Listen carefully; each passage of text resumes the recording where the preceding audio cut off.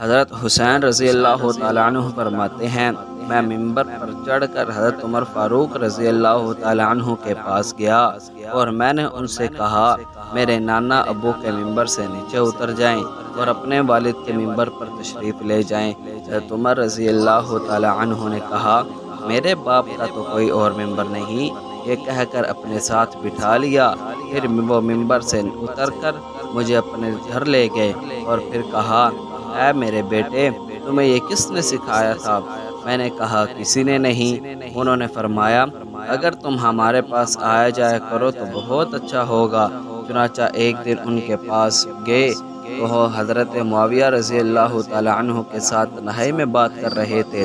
میں نے دیکھا کہ حضرت ابن عمر دروازے پر کھڑے ہیں، انہیں بھی اجازت نہیں ملی۔ یہ دیکھ کر میں واپس آ گیا۔ اس کے بعد جب ان سے ملاقات ہوئی تو انہوں نے فرمایا اے میرے بیٹے، تم ہمارے پاس آتے کیوں نہیں؟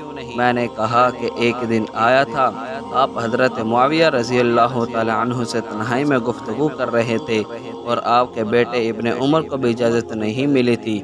میں نے دیکھا کہ وہ واپس چلے گئے، اس لیے میں بھی واپس چلا گیا۔ حضرت عمر رضی اللہ تعالیٰ عنہ نے فرمایا نہیں، تم عبداللہ بن عمر سے زیادہ اجازت ملنے کے حقدار ہو، کیونکہ ہمارے سر پر جو تاج شرافت آج نظر آ رہا ہے یہ سب کچھ اللہ نے آپ کے گھرانے کے برکت سے دیا ہے۔